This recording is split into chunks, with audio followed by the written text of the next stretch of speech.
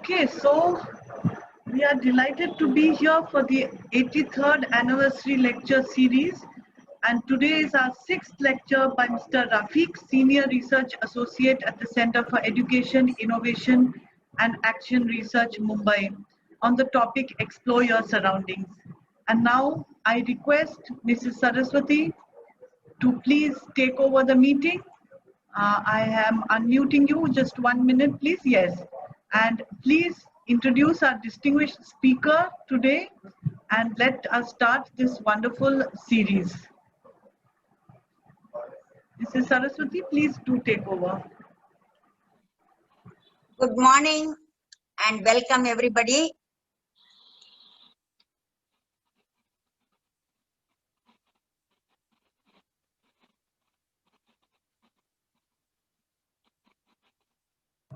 Please carry on, Saraswati. Yes. Rafiq has a master's degree in microbiology and is currently pursuing a PhD in science education at Homi Bhabha Center for Science Education, Tata Institute of Fundamental Research, Mumbai. In his doctoral studies, he is investigating the role of computer-mediated sharing in learning applications. He has been involved in various science outreach programs and has received the Foldscope Fellowship from the Foldscope Instrument, Stanford University, for his outreach work. He has been a part of several teacher training workshops for technology in education and biology education. His research interests include computer-supported collaborative learning and science education. He is working as a senior research associate at the Center for Education, Innovation and Action Research, Mumbai, since November 2017.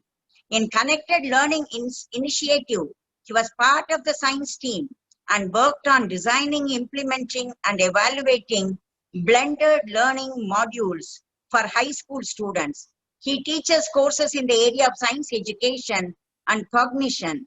Currently, he is involved in projects Connected Learning Initiative and Understanding Biology Education, Department of Biotechnology Program for Aspirational Districts of India. Sir, welcome, and all our students and teachers are eagerly awaiting to explore their surroundings and to develop their science skills.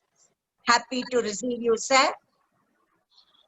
Thank you very much. We are really delighted. I'll just add one thing more, that I have been following him on Twitter, and he has been so dynamic and so inspiring in sharing his love for science, for the Foldscope, and for so many aspects of the world around us to everybody, to children, to teachers, to the interested people, interested community, that it is so inspiring, and we are really delighted and honored to have you here.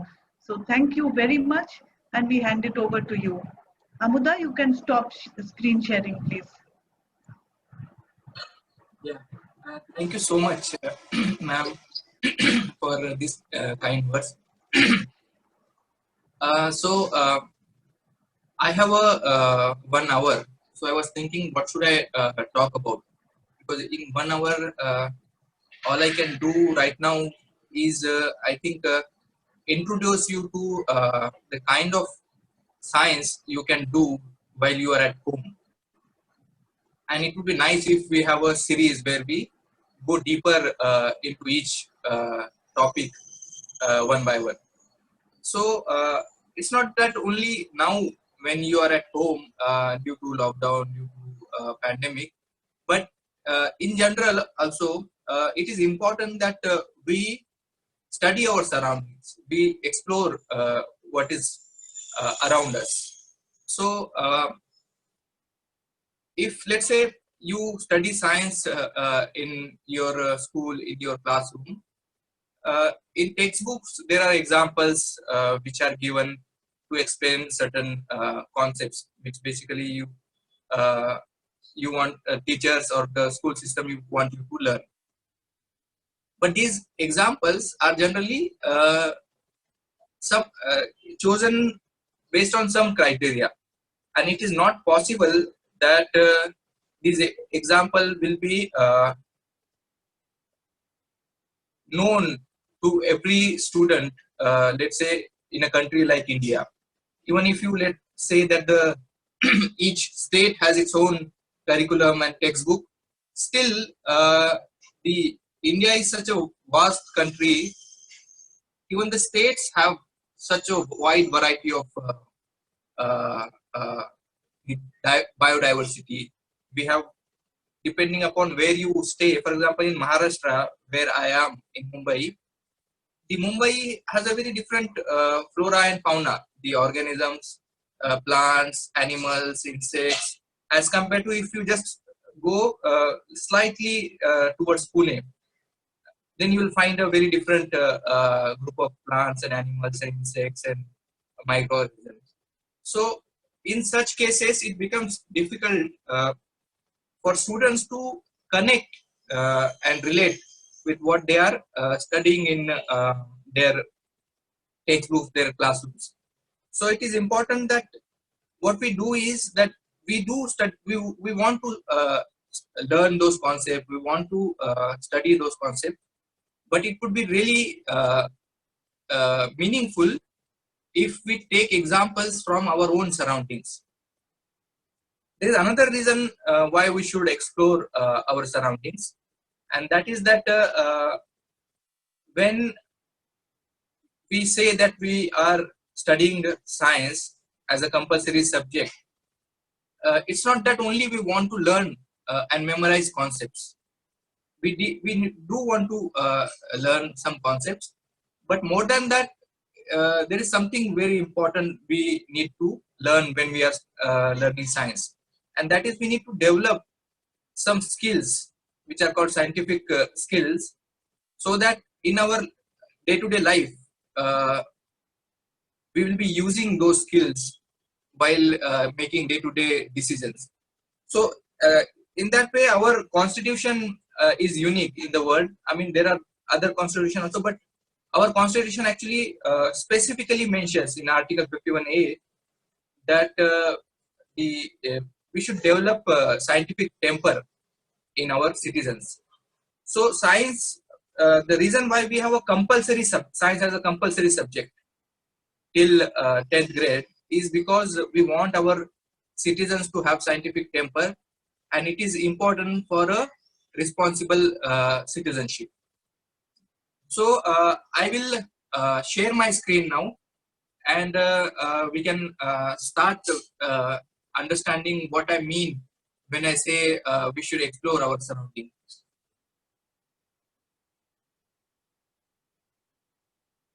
I think you will have to enable so that I can Okay. share my screen. Yeah, just a minute. Yeah. Yeah, you can share now. Just Okay. try. Yeah.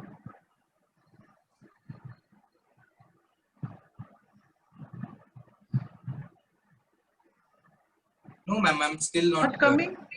Yeah. Maybe making co-host or something like that, or Yes, panelist. I'll do that. I'll make you a co-host so that you can. Yeah. Yes. Right. Yeah. Now I can do it. Something is issue. Some issue is here. I am able to. It should be okay. Can you try again? The green button share screen Yeah. at the It's bottom. showing me photo, document, web URL, and bookmark. No, you open you have a PowerPoint. Yeah. I have a PowerPoint. So open that first on the on your computer.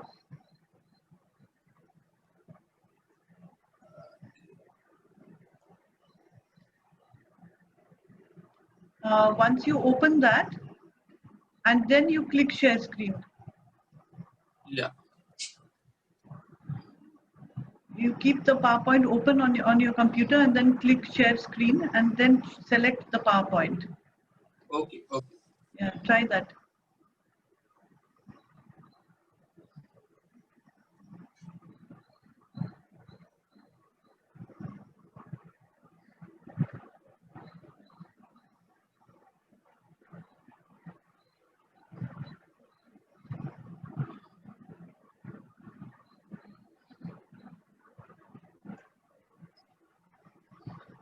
Mr. Rafiq, I think there's some connectivity problem. Are you able to hear me?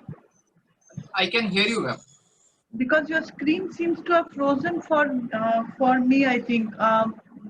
Amuda Miss, can you see his screen clearly?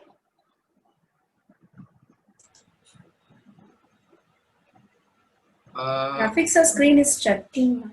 Yes, I think your screen is, yeah, now it's okay. Now is it okay, ma'am? Now it's okay, yeah. So you should I share it as a document, ma'am? No, you have it as a PowerPoint? Because I don't know what is happening. Just a minute, let me check. Okay, no problem. We have time. If you have it as a PowerPoint, can you Yeah, open I'll just share the link, and maybe from your computer you can share.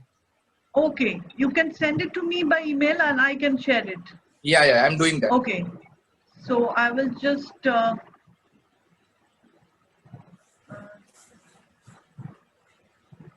that in a minute. Yeah, just send it to me by email. I'll do that.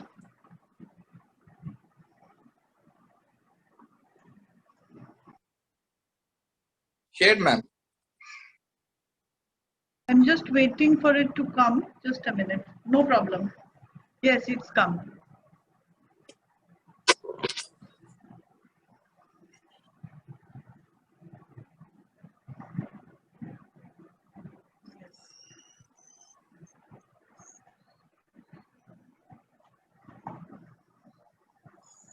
Yes, no problem. Just a minute.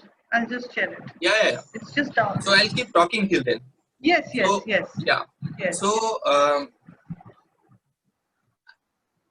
during lockdown, when I was at home, I'm at home. I'm working from home. Actually, I'll show you some photos once we start sharing screen of all the different organisms, animals, insects.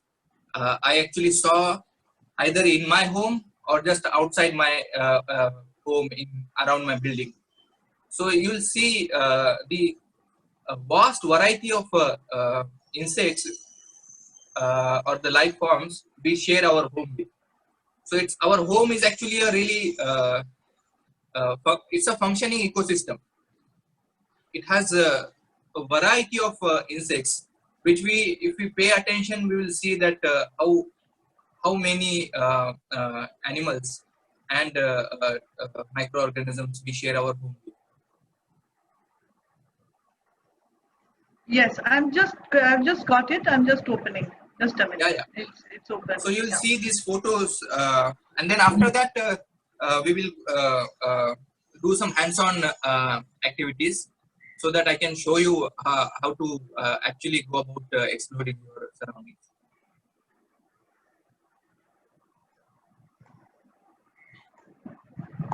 Please tell me if you can see my screen. Yes, ma'am. Yes. Yes. Fantastic. It's working. Okay, fine. Please carry on. Yeah. You can start from second slide. Okay. This is okay? Yes. Yeah. Fine. This is The next third slide. next, Start from the second one. This one? Okay, wait. Sorry. This one?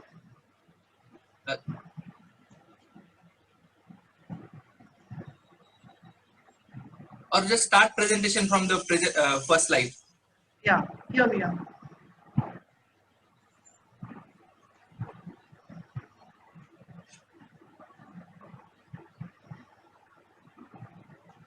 So, students, you can now also you can just see how many insects you can identify in the photos are there on the screen.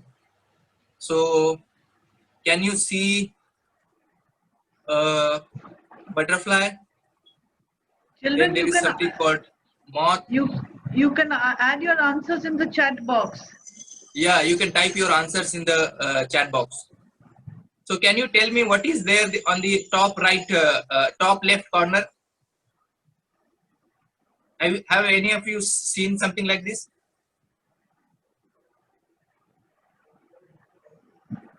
Okay, no. I think Some Roshan is saying no. that, Okay, that nice. time. Yeah. So, can you just identify any insect right now in the photos you are seeing? Okay, so you can Aditya can identify a moth. Nice. Alan, can you mention the name? Mosquito. Nice. Yeah, there is a mosquito in the center. Okay, so let's start. Yeah, spiders also people can identify. Nice, nice. Okay, okay. So now let's start with something which is unknown to you, but which is very common in your home. I mean, you cannot just not find it in your home. So the top uh, left corner, you see that small uh, insect. It is actually a larva of a. It's called case-bearing larva of a case-bearing moth. So it's a cloth moth. So basically, in our bathrooms, in our kitchen, and anywhere in our home, if you observe carefully on ceilings, you will see something very small sticking. These are just this small, and if you see carefully, you can actually see it is moving. So basically, it is a small larva which actually is inside that case. Okay, and then later on, it becomes a moth. So it becomes just next to below it, there is a picture of a moth. So this is a different moth, but it looks very similar to the moth the larva becomes in its second phase of its life. Okay, ma'am, can you go back to one slide?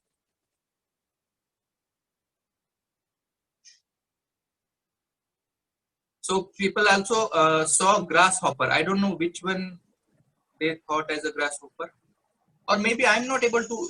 Everybody is seeing the same screen and I'm not. Yeah, this screen is fine. So now you are at what screen?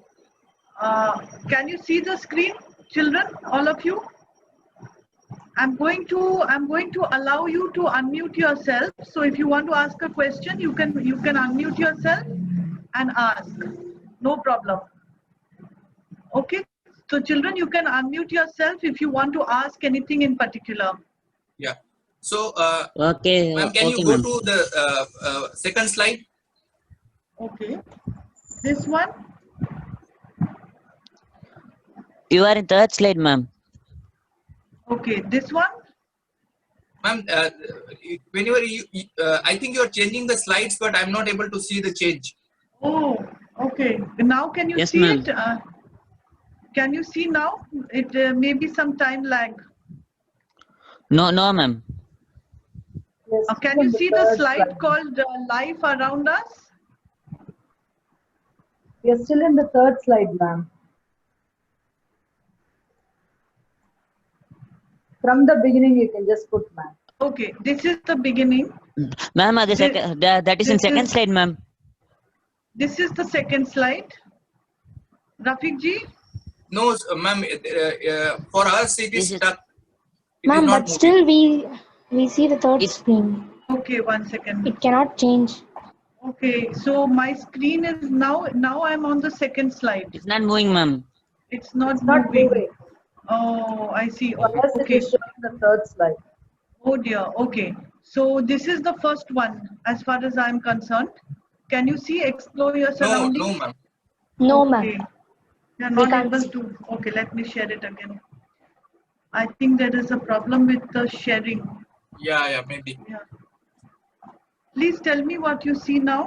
Yeah, now we can see your first slide. Yeah. Yes, ma'am. Yes, Yes. ma'am. Yes, ma'am. I can see, ma'am. Okay, great. Okay. Okay, Now? perfect. Yes, ma'am. Okay, so Yes, this is ma'am. the slide. Yeah. Yes. So now this is outside, just outside my building.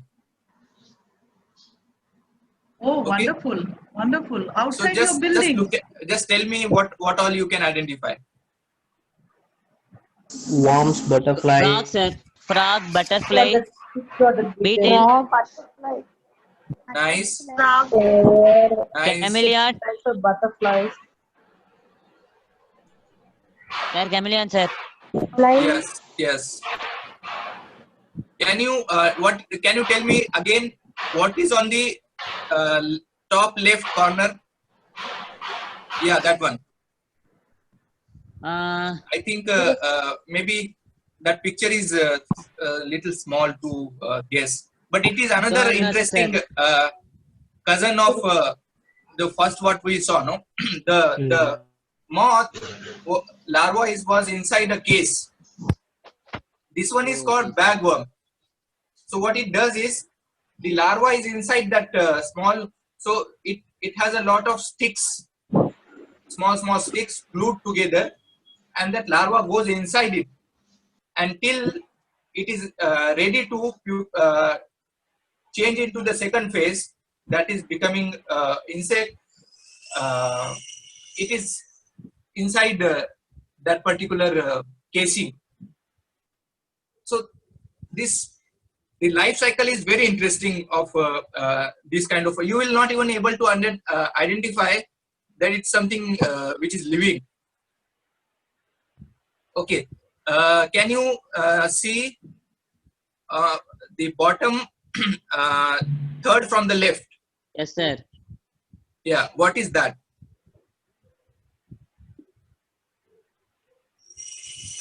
caterpillar, Anybody? Is it a moth Anybody? or a Teacher? butterfly? Looks like a stick, larva, right? It's a caterpillar. yes. It is so nicely camouflaged that if you just pass by it, you won't be able to make it that it's there. Absolutely amazing. Amazing.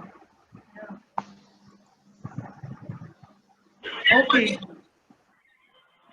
Yeah. Children, after answering, please mute yourself again. Okay, thank you. Yeah, or just type your answer. That is better actually. Yes. Type your answer. Yeah. Type your answer and Rafiq sir will have a look at it. Yeah, at the end we'll have a question answer system. Okay, and then Okay, these sir. are moths. In the center you see these colorful things. These are all are moth. So moths are like butterfly, but you generally see them at the night. Okay, let's ma'am go to next slide.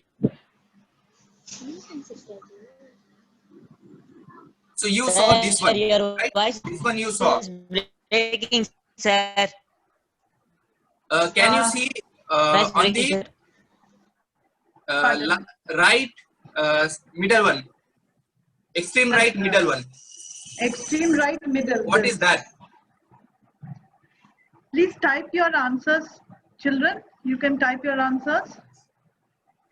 Is this the correct one I'm pointing to? Yes, ma'am. You are at the right spot. Yeah. Somebody wrote in some, I think, local language. Somebody saying beetle Uh-huh. and someone. What is this one, children? This one, where my mouse is. If So you this can is see my generally mouse. in, you'll see in rice. So we have rice at home, right?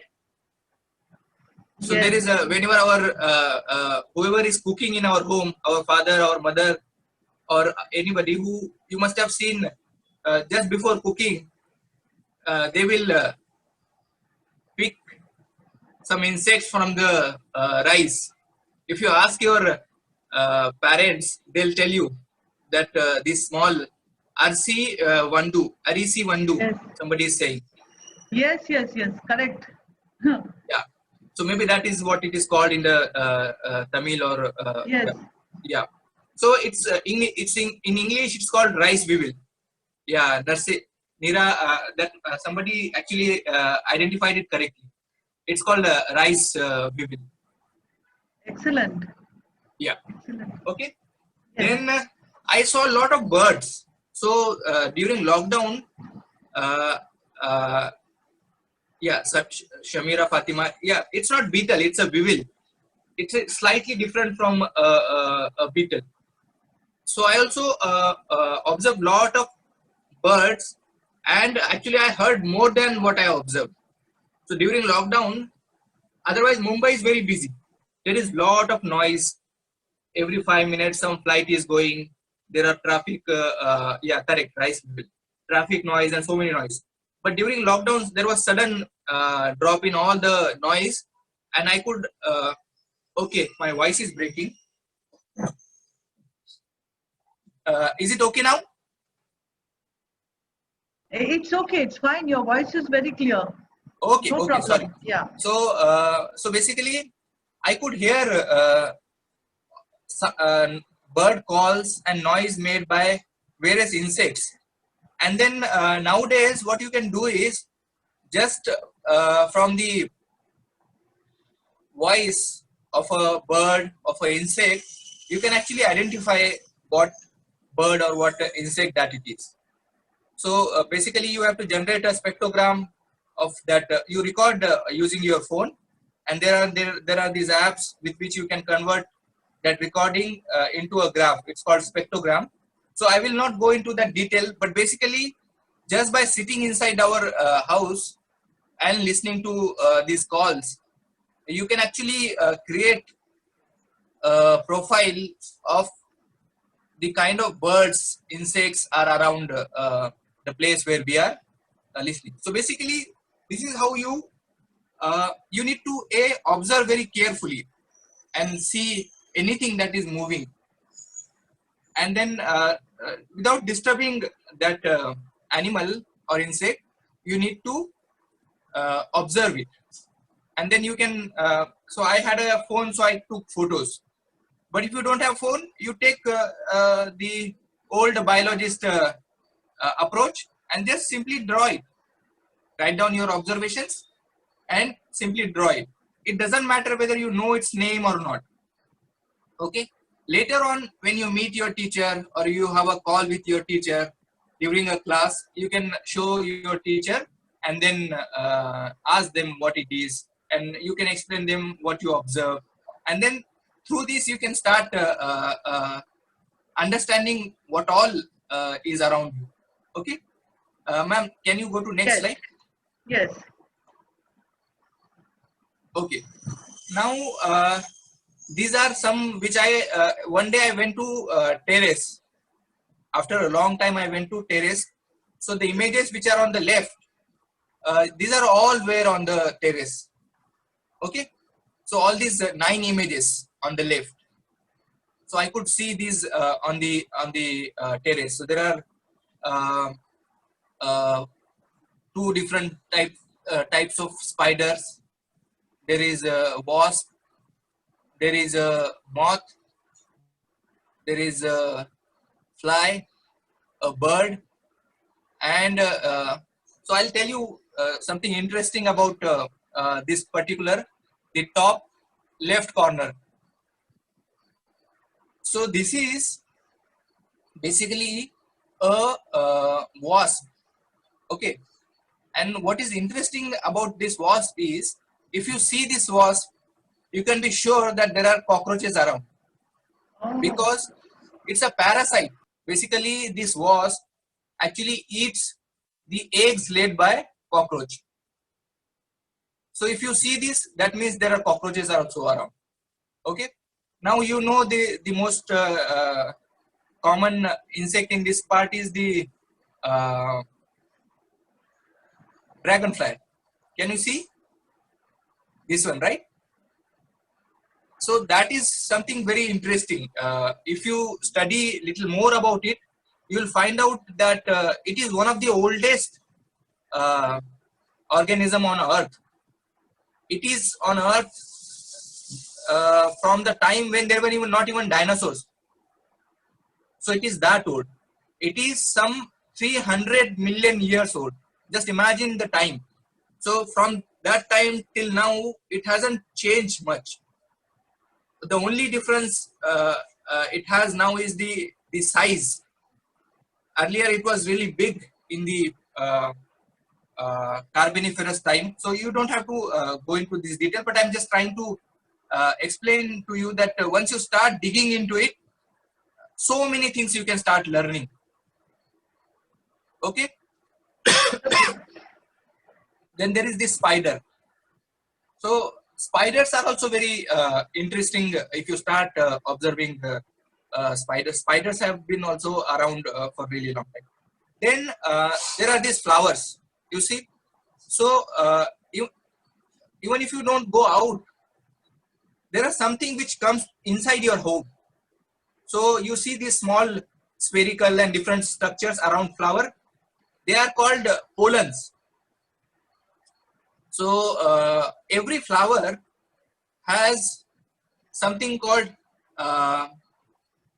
so it has a, in a simpler word, I can say it has a male body part and it has a female body part. And on a male body part, there are these really small structures. They are so small that you can't see directly them with. So for example, I have a flower here.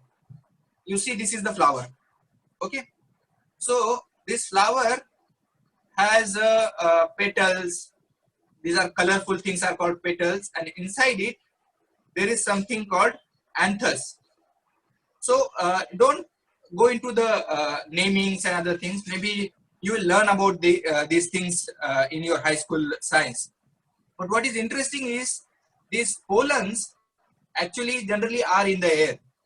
So lot of these pollens are, they need to be transferred from this part to another flower of the same species, and then there when it goes, then only the fertilization happens and you see a fruit.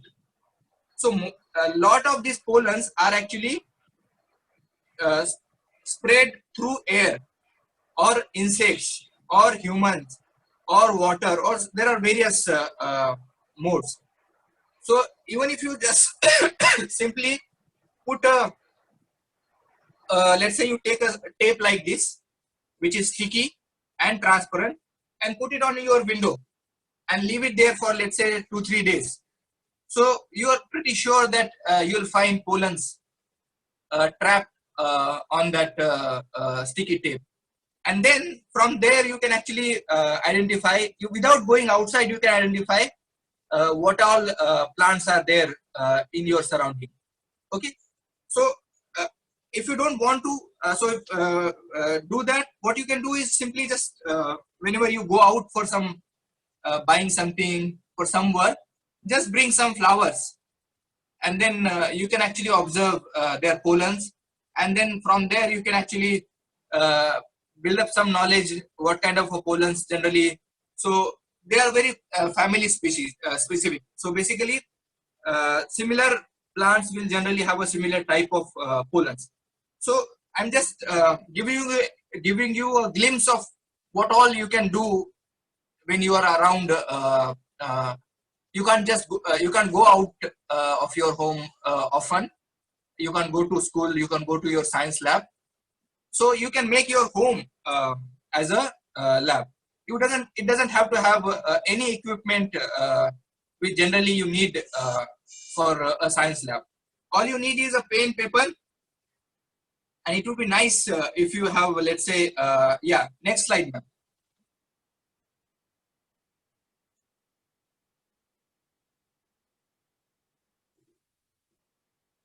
Yeah. So yeah, we can skip this one. So I just explained that why we need to explore our surroundings. Wonderful. Because we need to do two things. One, learn the concepts which are there in the textbook. But at the same time, we need to develop skills of a scientific investigation. Okay. So as I said, all you need is simple notebook, pen, pencil. It will be nice if you have a simple magnifying glass. So for example, I have a magnifying glass here. So you can buy it for just 10, 20, 30 rupees. A simple magnifying glass, which generally makes anything which you are looking at it 10 times bigger. So for example, I can take this one, and actually with this simple glass, I can actually observe the pollens of this flower. Okay, so and you need a curious mind. So when I say curious mind is that you need to it's not it's okay if you don't understand anything when you start observing. You need to develop that skill. It's not something we are born with. We need to develop, we need to cultivate that skill of observing very carefully. So when you start observing, you will start finding very interesting thing wherever you go, around your homes, in school, in your surrounding, on roads. Okay, and then on the right, the same slide, ma'am. So on the right, there are some additional things. It would be nice if you have this, but it is not necessary that you have this. So it would be good if you have a foldscope. So luckily your school has foldscopes. So we will have another session where we can actually learn how to assemble and use the foldscope. I'll just show some a trailer to you of how foldscope is used. And then if you have a phone at home, let's say your parents have, your elder brothers have, somebody, or if not, some neighbor or something have a smartphone at home, then you can do a lot of interesting things. So if you have a smartphone, then you can install various apps like Google Lens or iNaturalist, and then there are various applications. So I can share a link of a video where I talk about what kind of apps you can actually use on your phone. And then there is another application. Basically, our phones are like a science lab. So it has a various type of sensor. It has a light sensor.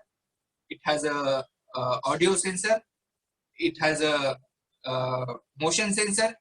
It has a gravity sensor. It has a magnetic sensor. So using this, you can actually do really amazing experiments.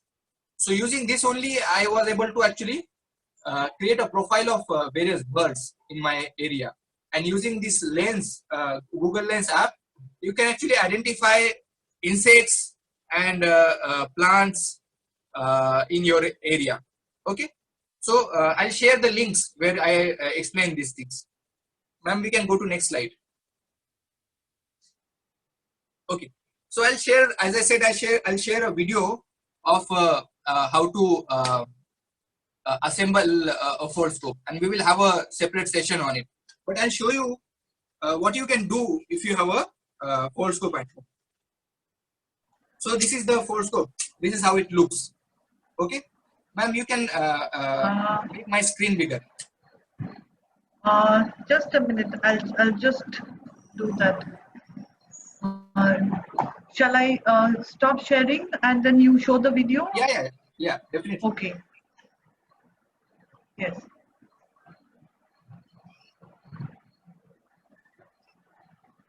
Okay. Yes. Can you see my screen? Can everybody see my screen? Yes, it's very clear. Okay. Thank you. So this is the foldscope. It's a simple microscope. Okay. You can call this one also as a microscope, a simple lens, which generally you can find in market. And your school also has foldscopes. So I think ma'am will arrange that your schools, yes, at least teachers, get foldscope. Okay. Yes, so we have foldscopes for everyone. And when you come back, you will all be given.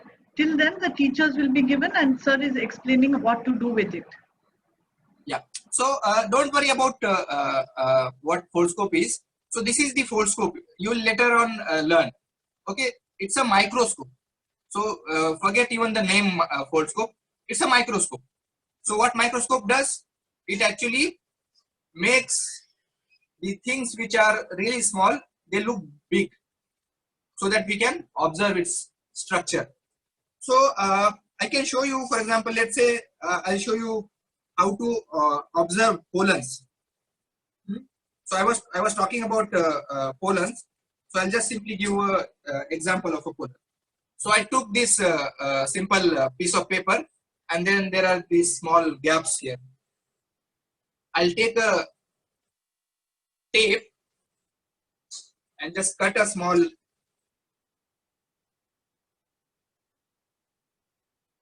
piece of the tape. Okay, and then what we can do is just put it here on the tape, and now I will touch the sticky part of the tape to the part of the flower where those pollens are. So I will simply just touch.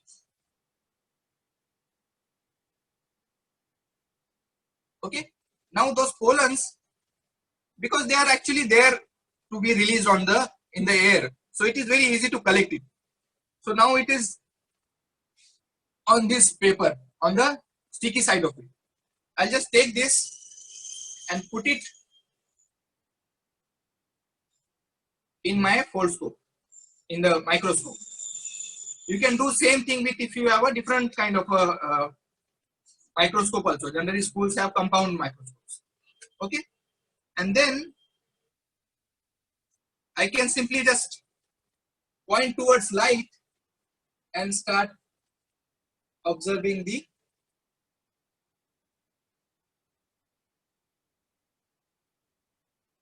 pollens.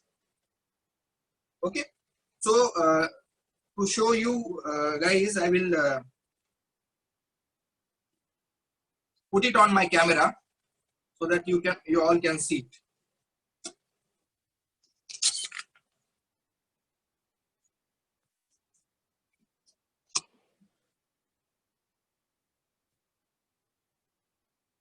Okay, can you see? Yes, yes, marvelous. Yes, Yeah. very clear. So these are called pollen grains of a bhindi plant. Okay, these are the pollens of a bhindi plant. Yes, wonderful. Very clear.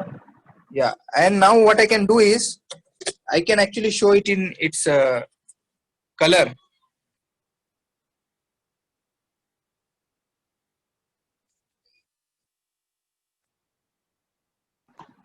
Yes, yes. It is Just coming. a minute. Can you see now in its perfectly nice colors? Yes, very clear. Marvelous.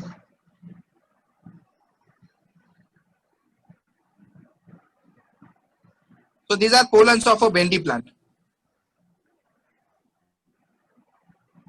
So now what is unique about pollens is, so I can actually identify, I can say that this belongs to a family of a plant called Malvaceae.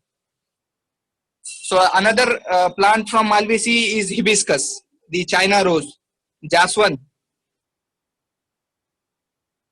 Okay. Yes, So fantastic. that will also have a very similar pollen. Okay. Now,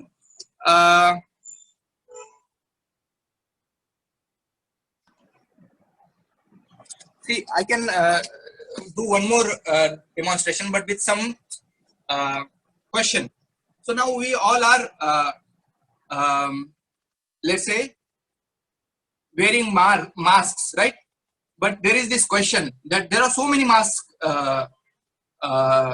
in market, like so many different kinds of. For example, I have masks here. So you see this kind of masks. You will see this kind of masks. Then you will see these kind of masks, right?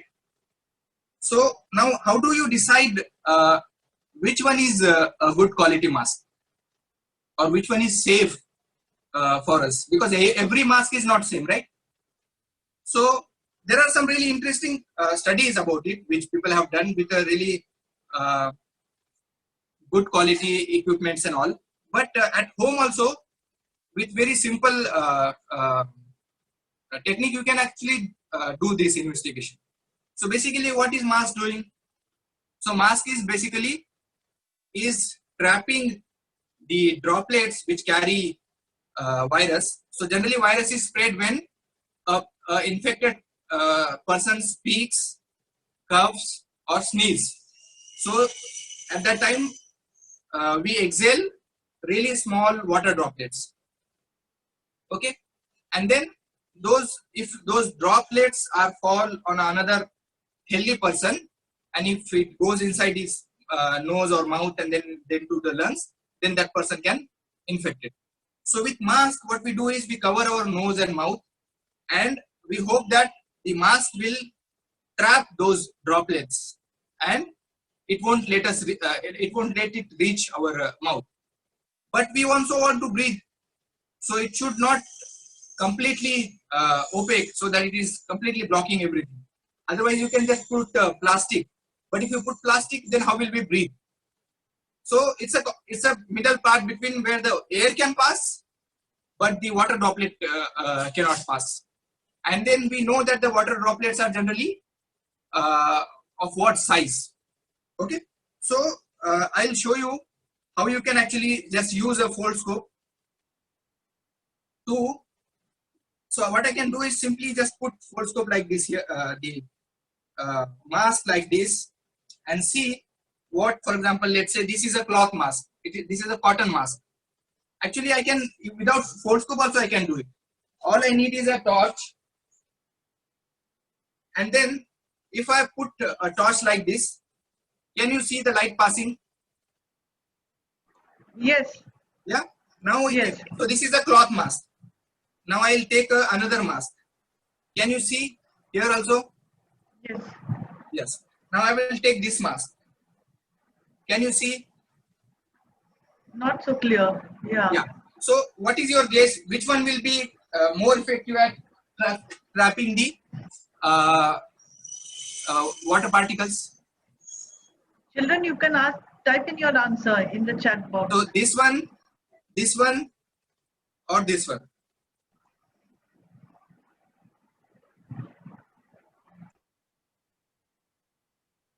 Correct. So the black one, right? But the problem with the black one is that it makes breathing difficult. So for example, if you are going for a walk or you are wearing for really long time, this mask can be, it can make breathing very difficult because it is trapping almost everything. Very small amount of air also is passing. So then something unique about this mask, it actually is able to pass air so that we can breathe also. This is called surgical mask, which doctors, nurses, medical staff uses. So we will see why it is different. Okay. So I will just put again show you on the. So first I'm showing under a foldscope. I'm showing you. First I will show this mask. Okay. So I'm just putting it on a foldscope. Now observe carefully. You'll see something different in each mask.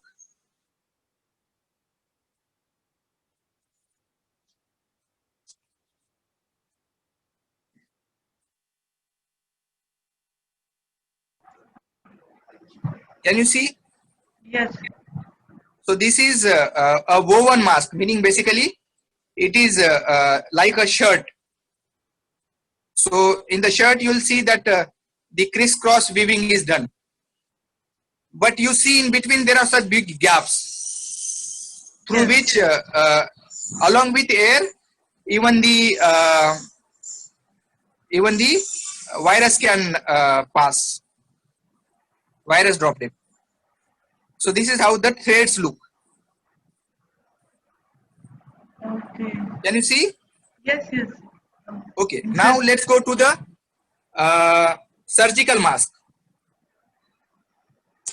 Surgical mask is this one, the which the doctors use. Okay. Now I will put that one. Now you observe what you see. Just a minute, I'm putting it.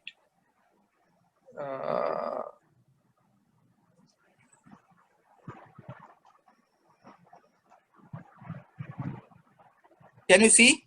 Yes, yes. So it is not woven. It is there are these fibers which are actually randomly like a spider web, no? It's randomly arranged.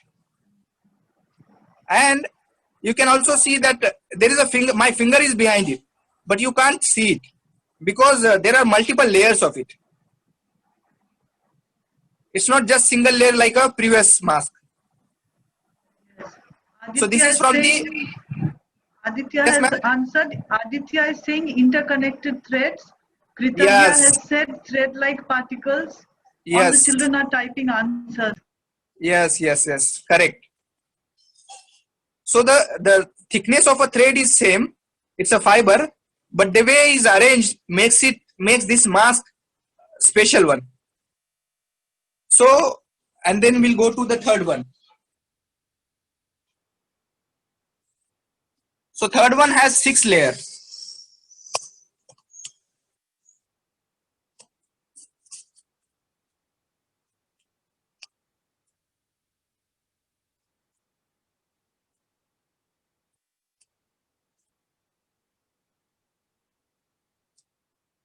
So it is so thick that the light is not passing and I'm not able to. So this is the one. Can you see? Yes. So this is the innermost layer. And there are such 6 layers.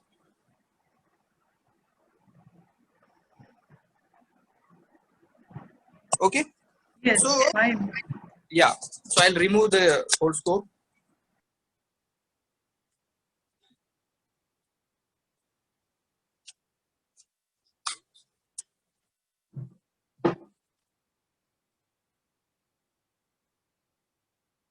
Okay. So now we saw that these two masks have very similar structure, composition, the way they are made up of. So this is single layer. So it very easily actually, along with air, even the droplets can pass. This one is also made up of similar cloth, but you take such cloth and make 6 layers of it, group them together, then you get this mask. So breathing is easy in this mask, but it is risky. It won't, it will filter some, there are studies which show that it filter around 30% only.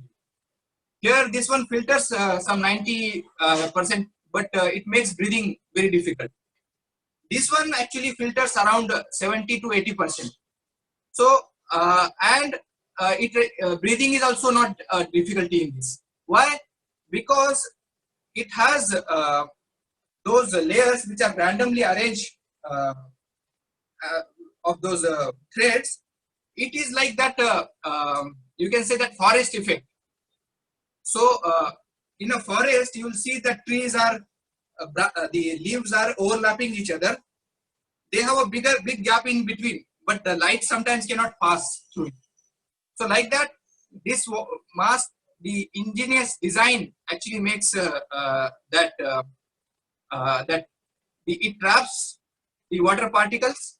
So because there are multiple layers, if the droplet passes from one layer, the second layer will drop, third layer will drop, catch it, but air still will be able to just move through those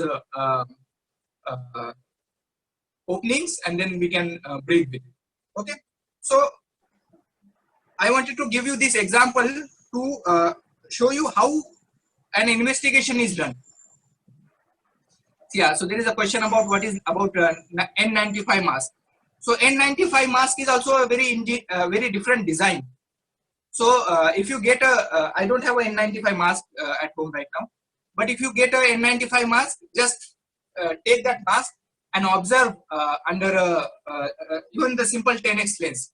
You'll see that it's a very different way of mask making. It filters around 95% the particles. Okay, so I don't know. I can. Do you know this cotton candy? In Hindi, it's called Buddi Ka Bal. Yes, yes. You have it on the beach. Everybody, when you go to the beach, you see them selling this cotton candy. Yes, they know about it. Yes.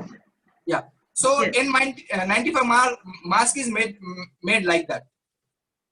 Those fibers are actually in that kind of arrangement they come together. Anyway, so basically I just wanted to give one example.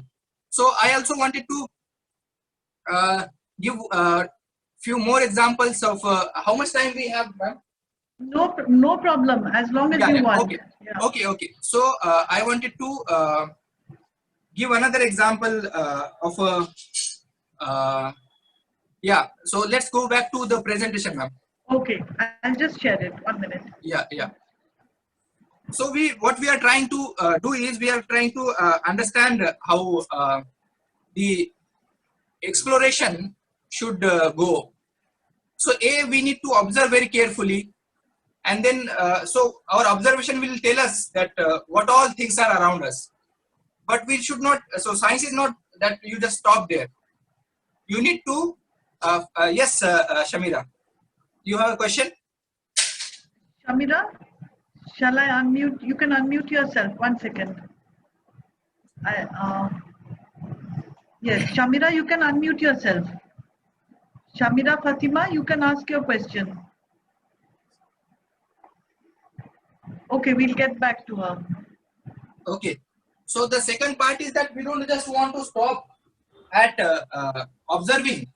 We also want to do investigation. We also want to do experiments, and we want to develop these skills. We want to learn these skills, which are integral part of science. Okay. So next slide, ma'am.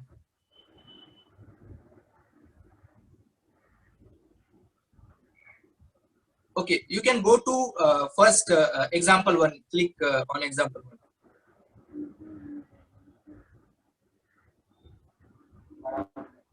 नहीं हुआ अभी.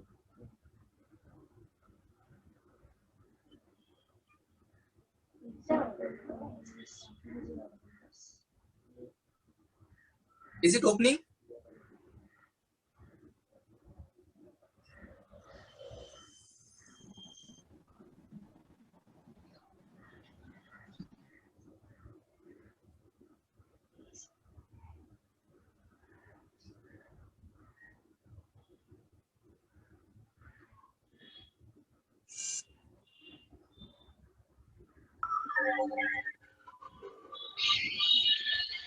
Yes. Okay. So now here I have written about one of my observation and a small experiment. Okay. So every day while coming back from office, I used to see. I take the same road. So there are a lot of plants on which I could see such nodules. You must have you seen have any of you seen something like this on plant leaves? Yes, sir. Yes. Yes. Okay. So Yes, sir. Yes, sir. I had seen. Okay. So I used to think, what do you think these are? It's a disease, right? Even my guess was same. It's a disease. In humans also there are some diseases in which something like this happens, right? So one day I decided that I think I should investigate and find out what it is. Okay, so what I did is I just took one leaf and brought it home. So scroll down. Yes. Okay, so what I did is I brought it at home and using a blade. I just cut it open, and then to my surprise, it was as if it's a really nice ball, which is actually empty from inside, and then there was a small insect inside. So I was not expecting a insect inside. Okay, so this insect, then what I did is I took it and then put it under a microscope, full scope. Okay, so this is the video of that same insect under a full scope. Okay. Can you see the video playing?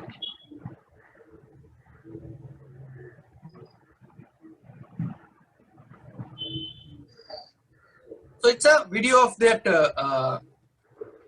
I'll just lower the hand. It is disturbing. Yes. Can you Yeah, see the okay. video? Can you see Yes, the can you video? see the video? So it is alive. I didn't kill it.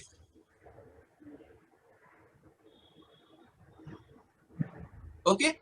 So Yes. after putting under the microscope, I could see that it is not fully grown, and its body looked very similar to generally the larvas. Many insects have two stages in their life. In one stage, they are larvae. For example, mosquito, a good example. Mosquito or butterflies, they have a larval stage in which they look like these small, in Marathi we call it ali, and so you can so these are the body parts of it. Now you can go down. I just turned it upside down, so this is the dorsal part of it. Okay, so it looked like a larva. So then I was so the next question in my head was that how did it go there, right? So then I tried to check if that ball-like structure in which it was sitting had any opening. Okay, so you can see its leg, it has a mouth, it has all the body parts which generally larvas have. Okay, so go down. Yes. So then what I did is I just took a transverse cut of it, so that I can see if it has any opening or not. So in this image, you can see that it doesn't have any opening. There was no hole through which it could come. So that means it would have been before there when that ball-like structure was formed. Okay. Yes. So then to find out that, what I did is I took a small section and to find out if it is actually part of the leaf or a separate structure. That ball, whether it is leaf or the plant actually made it, or it was something else, something from outside and came and got attached to the leaf. So then again I put it under a microscope, and I was trying to see if it actually is the same, it's the part of the same leaf or it is separate. And then I could see that actually it is same leaf which is actually grown into that ball. So that means that plant only produced this ball. Now the question is, why did the plant produce this ball, and how did that larva went inside? So what I did is I started searching on the internet about some similar phenomena, and I found some articles about it. So I learned that these are called galls, Galls, galls. They are called galls. You can go down, ma'am. Sure. Yeah. So they are called galls. And what is interesting is the insects actually make plants produce it. So just imagine, this is bizarre. Just imagine an insect, what it does is, so this is the leaf, let's say. An insect actually comes, sits on the leaf, and then like a hypodermic needle, it inserts its needle and lays egg inside that small leaf. Okay, and when the egg hatches, that larva releases some chemicals which force that plant to produce that nice foam for that larva. So the plant is working for the insect. Then that insect actually grows inside. It has a nice protective home. There is a plant is also providing food to for that insect larva to eat. So that larva stays inside, it grows inside, and when it is time to move that from larval stage to insect stage, basically it just cuts open that that ball and then flies. So now it is an adult. So this is a study done by an Indian scientist, which is I think in Ahmedabad or somewhere. Ananta Narayan Raman.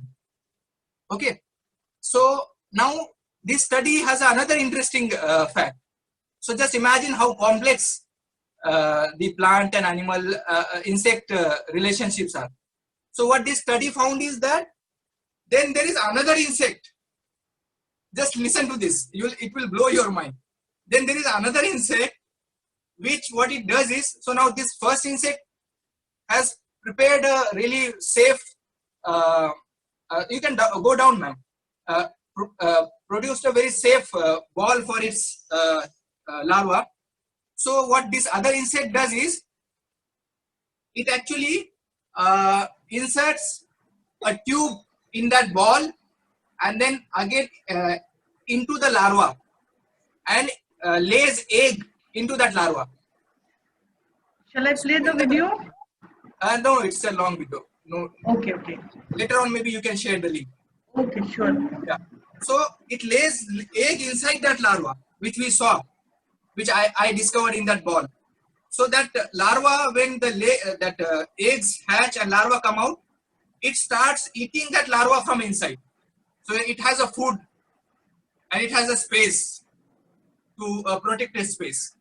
So just imagine how complex things around us going on, just simple mechanisms. Okay. Ma'am, can you go to second example on the slide? So now the second example, luckily I brought some leaves to show you guys, but the second example was actually here on the leaf.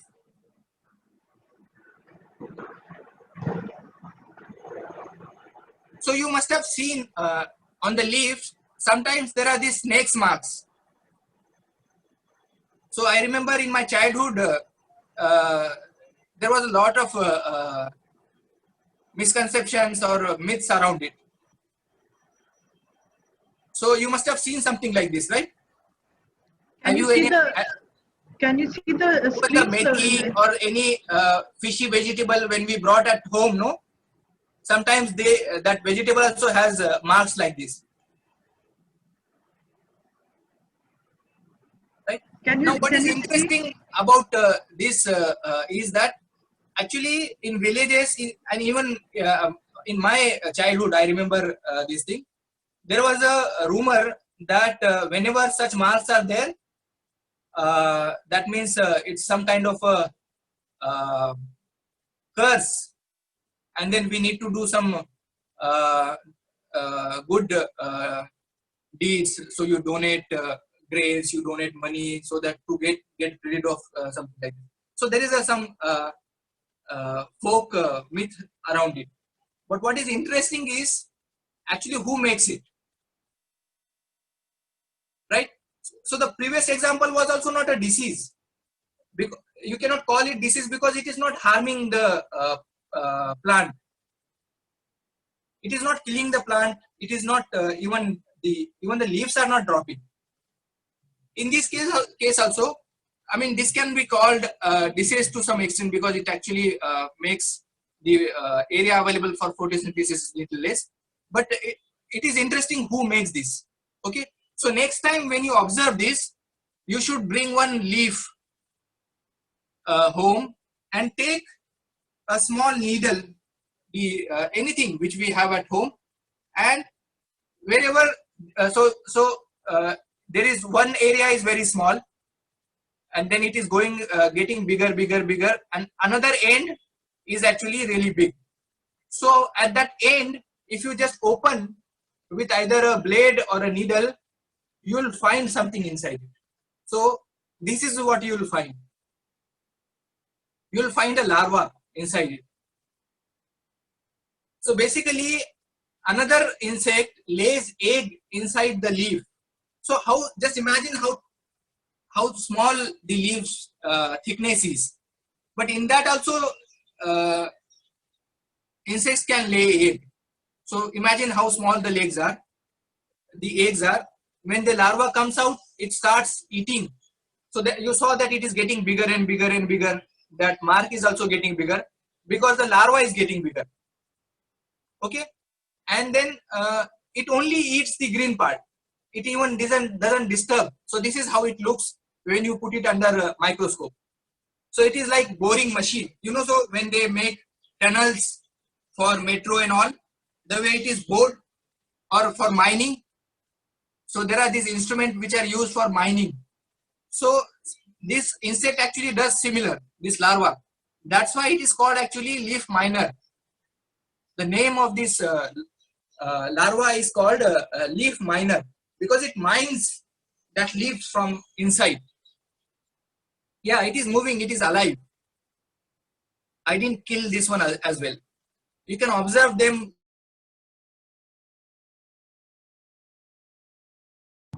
from where you got it. Fascinating.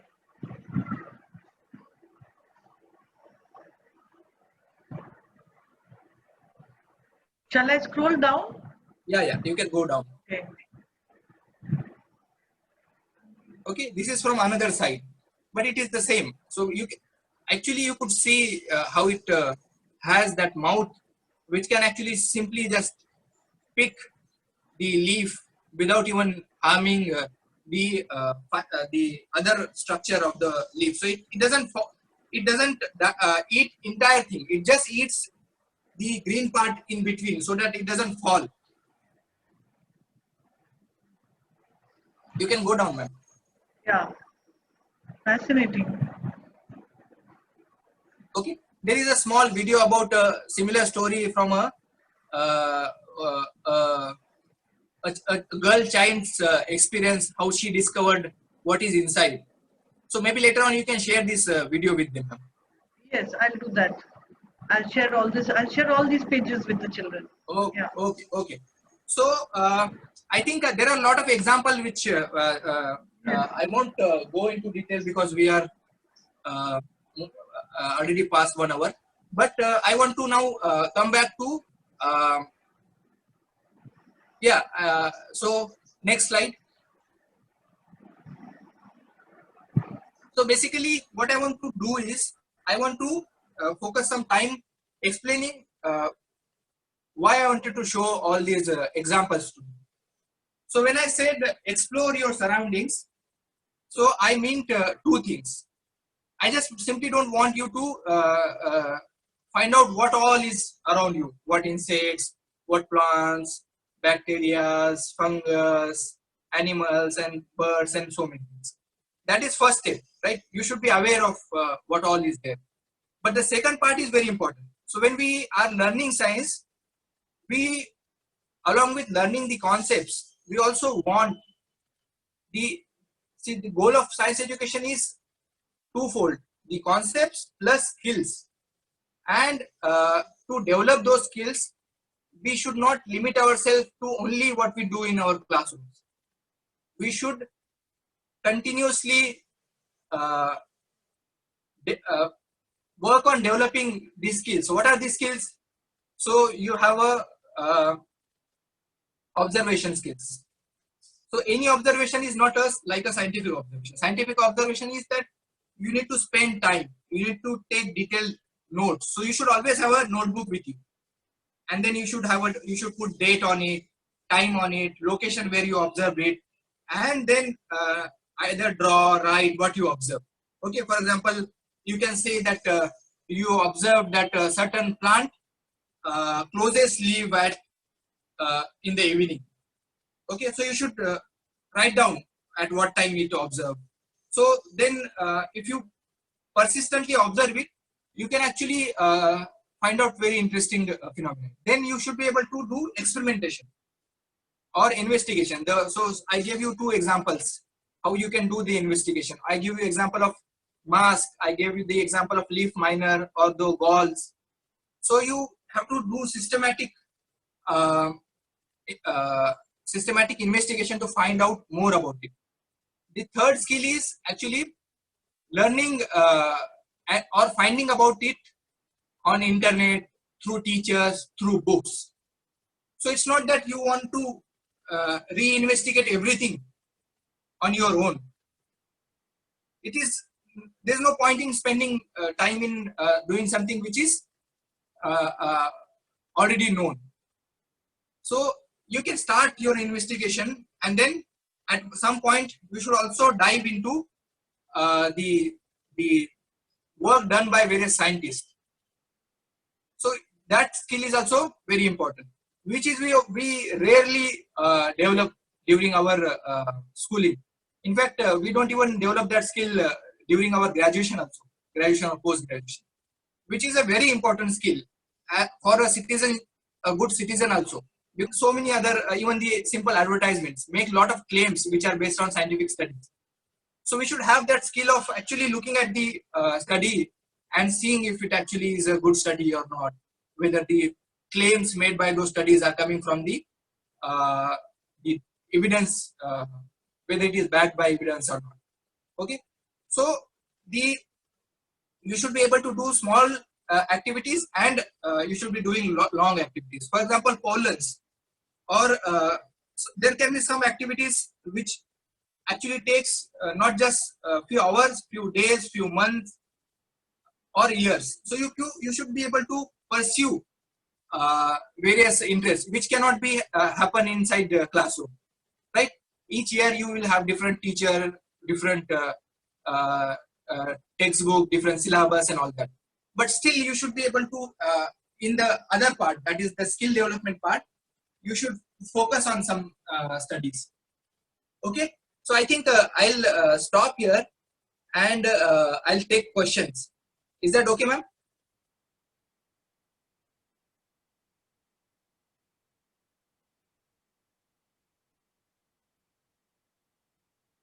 Hello, ma'am. Yes, yes. Carry on, carry on. There are some more slides. No, I mean, that is for maybe next session. Okay. This is same presentation, but when you go deeper Okay. into it. Okay. And that's 1 second. That was wonderful. Thank you so much, Rafiq ji. And it was so instructive, I think, not only for the children, but for all of us. Now we will look at the world around us in a completely different way. And I think it's been really inspiring. And I think we can open out to questions. I'll just stop the live stream.